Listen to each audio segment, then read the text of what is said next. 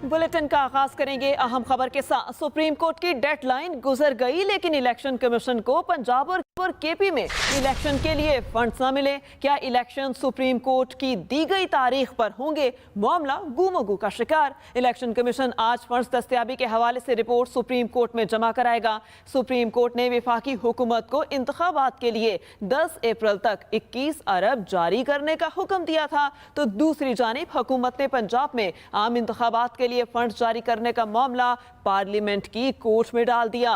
काबीना की मंजूरी के बाद आम इंतखाबात के लिए अखराजात का बिल कौमी असम्बली और सेनेट में पेश।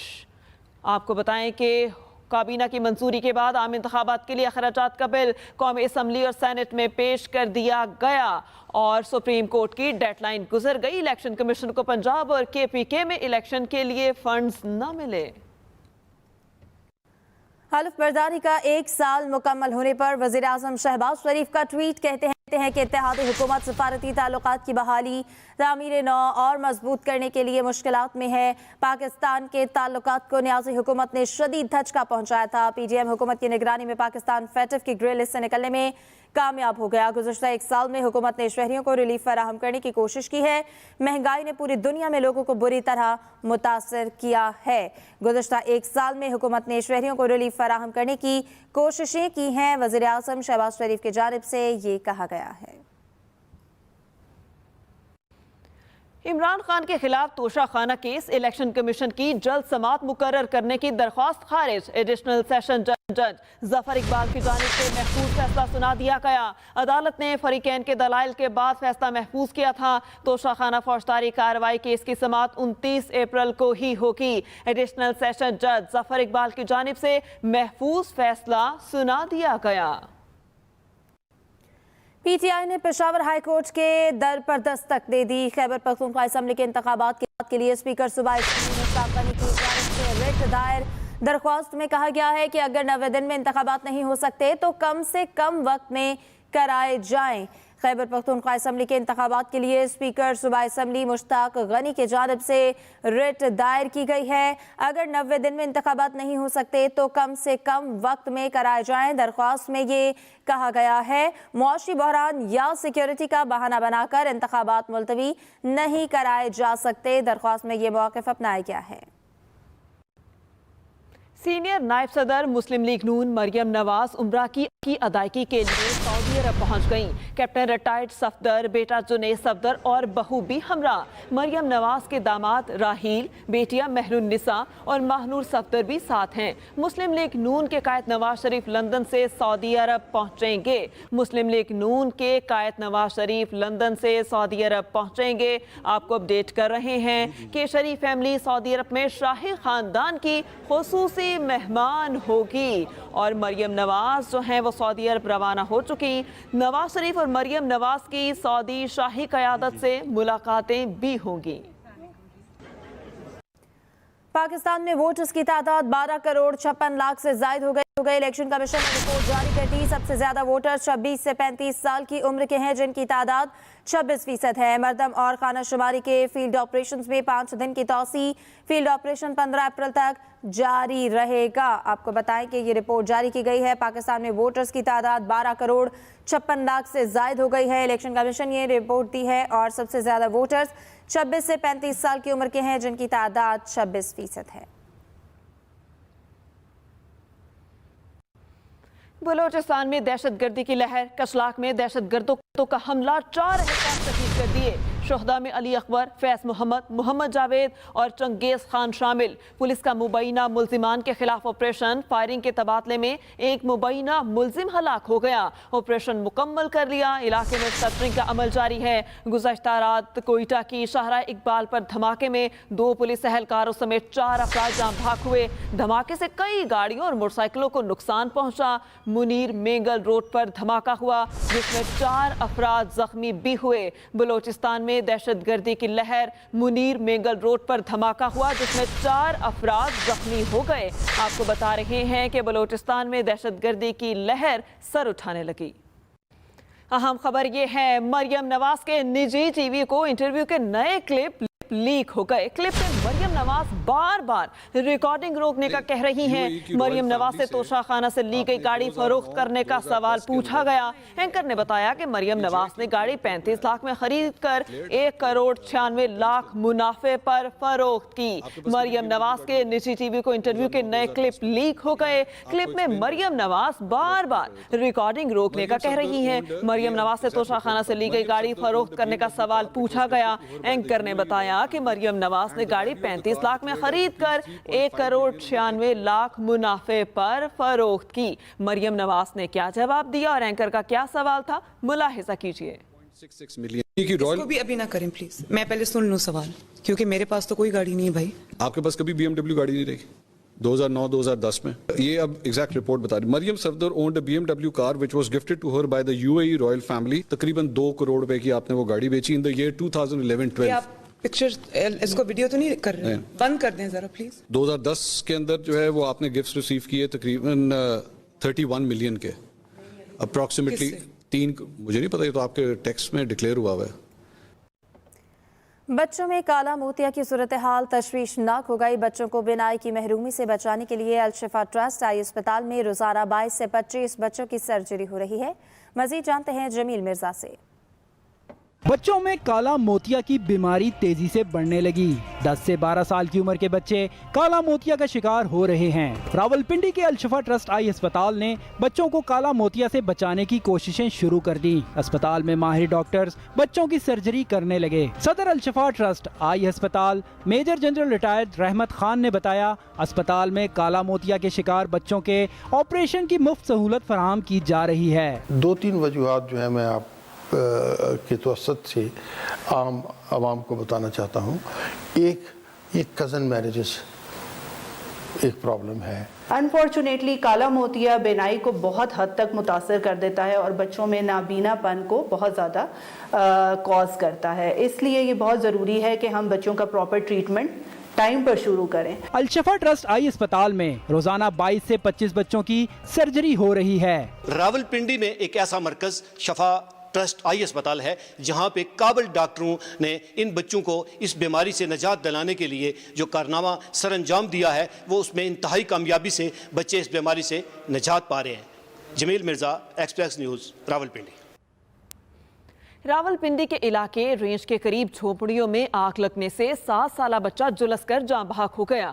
वाकई में कई झोपड़ियां जलकर राख हो गईं। तर्जुमान रेस्क्यू 1122 के मुताबिक जाँ बहक बच्चे का नाम यासीन है। 6 फायर टेंडर्स की मदद से आग पर काबू पाया जा सका, जबकि कूलिंग का अमल ताहाल जारी है। अभी तक आग लगने की वजह मालूम नहीं हो सकी। वाकई में 12 से जायद खानदान बेघर हुए। रेस्क्यू एहलकार मुतासिरा जगह पर सर्च ऑपरेशन कर रहे हैं। अमरीकी महकमे दिफा पेंटागन ने हसास अमरीकी दस्तावेजात के अफशा को कौमी सलामती के लिए संगीन खतरा करार दे दिया है। अमरीका और नेटो का खुफिया मंसूबा पिछले दिनों समाजी राब्तों की वेबसाइट पर जारी किया गया। मंसूबे में रूस पर हमले के लिए यूक्रेन को मुसल्लह करने से मुताल्लिक मालूमात शामिल थी। जंगी मंसूबे में यूक्रेनियों की गैर मामूली अमवात का जिक्र किया गया। इन दस्तावेजात में इंकशाफ किया गया कि रूस यूक्रेन जंग में अब तक 71,500 यूक्रेनी फौजी जबकि 16 से 17,000 रूसी फौजी हलाक हो चुके हैं। कोयटा में खजूर की कीमतों में माह मुक़द्दस के इख्तितामी हिस्से में भी इस्तेहकाम ना आ सका। खजूर 700 रुपए फ़ी किलो तक फरोख्त की जा रही है। मजीद बताएंगे मोहम्मद नुमान अफजल। कोयटा में खजूर की मनमाने दामों पर फरोख्त जारी है। मज़ाफ़ाती खजूर समेत दीगर खजूरों की कीमत 700 रुपए तक पहुँच गई है। मुसलमानों की एक ही चीज़ थी कि रमज़ानों में इससे आसानी से रोज़ा खोल लेता था बंदा। अब ये भी इस हालत पर पहुंच गई कि गरीब आदमी तो ख़रीद सकता ही नहीं है। दुकानदारों को कहना है खजूर के महंगे होने से शहरियों की क़ुव्वत ख़रीद मुतासिर हुई है। मुल्क भर में खजूर की कीमत में इजाफे की बड़ी वजह गुज़िश्ता साल के सैलाब से पंजगूर के बागात का तबाह होना है। माह मुक़द्दस का तीसरा अशरा शुरू होने को है, मगर बढ़ती हुई महंगाई कम ना हो सकी, जिसमें खजूर की कीमतों में इजाफा इसका सबूत है। Mohammad Numan Afzal, Express News, Quetta. Welcome back. हालात जैसे भी हों, लोग ईद पर खुशियों का बहाना ढूंढ ही लेते हैं, लेकिन मुल्तान रेलवे स्टेशन पर काम करने वाले कुलियों की ईद भी प्लेटफॉर्म पर गुजर जाती है। तफसीलात बताएंगे नशीद अंजुम। फिक्रों के बोझ तले दबे सुस्त कदम उठाते 70 साला वजीर को मुल्तान कैंट स्टेशन पर बतौर कुली काम करते 44 साल हो गए, लेकिन आज भी उसके हालात जूं के तूं हैं। अहले खाना मुंतजिर हैं कि शायद इस ईद पर वजीर नए कपड़े जूते ला सके। तो गुजारा हो जाता है तो घर चले जाता है, गुजारा नहीं होता तो फिर ईद इदारी करते हैं। ये मसाइल सिर्फ वजीर के नहीं बल्कि मुल्तान रेलवे स्टेशन पर काम करने वाले 100 से जायद कुलियों के हैं। कुली तमाम मुसाफिरों का बोझ उठाते हैं, लेकिन इनकी फिक्रों का बोझ उठाने को हुकूमत तैयार है, ना ही महकमा रेलवे। ईद वाले दिन स्टेशन पे आएंगे, स्टेशन पे रोज ही करेंगे, फिर जाके बाद बच्चे तो मांगते हैं ना ईद वाले दिन हमारे को 10 दो 20 दो। निहायत कम उजरत पर काम करने वाले कुलियों का मुतालबा है कि उन्हें सरकारी मुलाजिम का दर्जा देकर बाकायदा तनख्वाह दी जाए ताकि वो भी अपने हालात बेहतर कर सकें। ईद के रोज़ जब मैं और आप अपने घरों में बच्चों के साथ ईद गुजार रहे होते हैं, तब भी ये कुली इस स्टेशन पर आकर अपनी रोज़ी कर रहे होते हैं ताकि ईद के दिन कुछ कमा कर अपने बच्चों को जाकर कुछ खिला सकें। Nasheed Anjum, Express News, Multan. ईद उल फितर की आमद है। कोयटा में नौजवानों ने वास्किट की खरीदारी शुरू कर दी है। कोई नए ऑर्डर दे रहा है तो किसी ने कशीदाकारी वाली बलोची और पश्तून कल्चर की वास्किटें खरीदी हैं। तफसीलात बताएंगे मोहम्मद अकरम।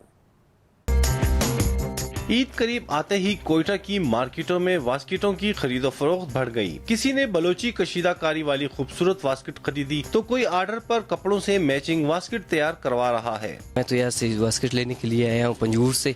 हमारे यहाँ पे वैरायटी भी अच्छी है और रेट में भी मुनासिब है। हम लोग यहाँ पे खरीद करने आए कि वास्किटें ले रहे अपने चाचा और भाई वो कज़न के लिए ले रहे, यहाँ पे अच्छा से लगे हुए। कोयटा के बाजार इन दिनों मुख्तलिफ डिजाइन की वास्किटों से सजे हैं। हर दुकान पर नए डिजाइन की तैयार वास्किटें भी दस्तयाब हैं। ईद पे हम लोगों ने कॉलर का जो है 1400 रखा हुआ है, ये 25 रमजान तक पैकेज है ना, और जो वी और गोल्ड जो है वो 1300 रखा हुआ है। मार्केट में इस वक्त 1500 से 5000 रुपए की वास्किट फरोख्त की जा रही है। बच्चों समेत हर उम्र के लोग अपनी बिसात के मुताबिक वास्किटें खरीदते दिखाई दे रहे हैं। Mohammad Akram, express news, Quetta. रावलपिंडी के एक लंगर खाने में मुस्तहिक और मुसाफिर रोज़ेदारों के लिए भरपूर अफ्तार का एहतमाम किया जा रहा है और मुख्तलिफ इक़साम के लजीज पकवान पेश करके सवाब कमाया जा रहा है। तफसीलात बता रहे हैं इमरान असगर। रावलपिंडी के इलाके ग्वालमंडी में मुस्तहिकीन के लिए अफ्तार का एहतमाम किया जाता है।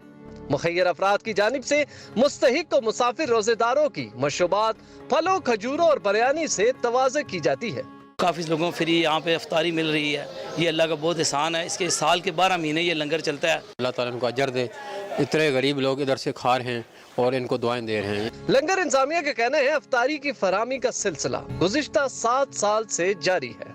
अल्हम्दुलिल्लाह रमज़ान में हम भरपूर बरकतें और रहमतें समेट रहे हैं। ग्वालमंडी में कायम लंगर में खवातीन रोजेदारों, खास तौर पर बेवाओं के लिए अलग इफ्तार का इंतजाम किया जाता है। Imran Asgar, Express News, Rawalpindi.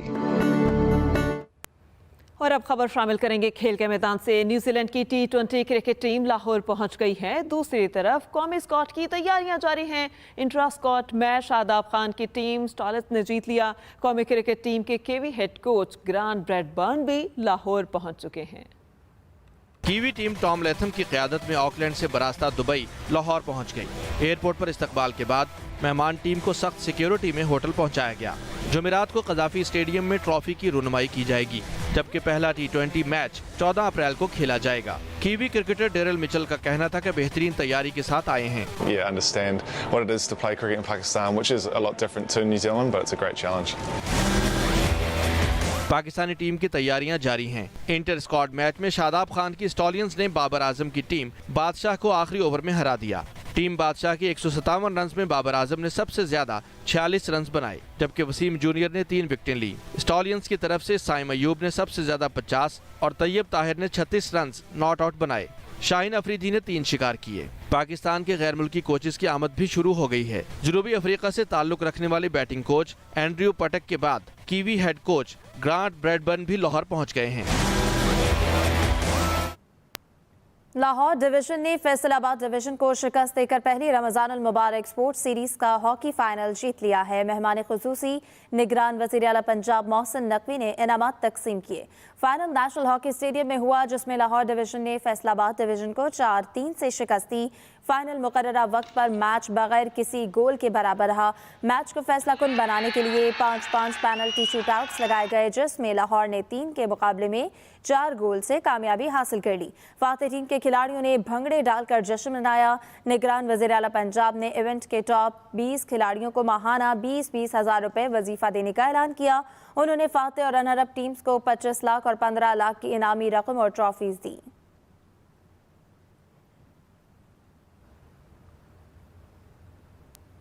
हाजिर होंगे एक ब्रेक के बाद, आप रहिए हमारे साथ। Welcome back. सऊदी अरब में ईद उल फितर की तातीलात का ऐलान कर दिया गया है। अरब मीडिया के मुताबिक सऊदी अरब में मुलाजमीन ईद पर 4 दिन की छुट्टियों से लुत्फानंदोज होंगे।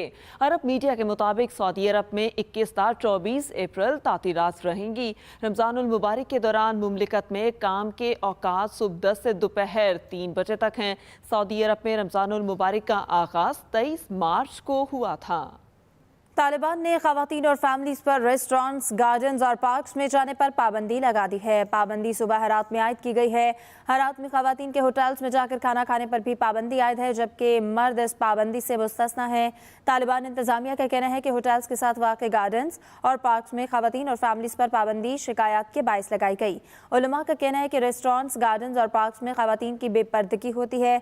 हरात में गैर मुल्की फिल्म, TV शोज और म्यूजिक की DVD फरोख्त करने पर भी पाबंदी है। अदलिया मुखालिफ तकारीर का केस, वज़ीर आज़म आज़ाद कश्मीर सरदार तनवीर इलियास ने कमरा अदालत में गैर मशरूत माफ़ी मांग ली। सरदार तनवीर इलियास ने कहा कि अगर मेरे अल्फाज से जज की दिल आज़ारी हुई तो मैं गैर मशरूत माफ़ी मांगता हूँ। उन्होंने कहा कि अगर मेरे अल्फाज से जज साहब की दिल आज़ारी हुई है तो मैं गैर मशरूत माफ़ी मांगता हूँ। सरदार तनवीर इलियास की जानिब से कहा गया। मुजफ्फराबाद वज़ीर आज़म आज़ाद कश्मीर सरदार तनवीर इलियास ने अदलिया मुखालिफ तकारीर करने पर गैर मशरूत माफ़ी मांग ली।